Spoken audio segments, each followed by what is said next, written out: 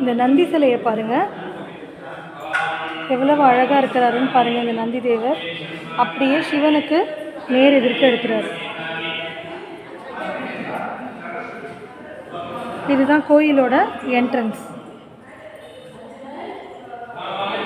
இந்த கோயில் ரொம்ப அழகாக இருக்குது, ரொம்ப ஆச்சரியமாகவும் இருக்குது. அந்த காலத்தில் எப்படி சிற்பக்கலைக்கு முக்கியத்துவம் கொடுத்துருக்காங்கன்னு இந்த கல் தூண்களை பார்த்தாலே நமக்கு தெரியும்.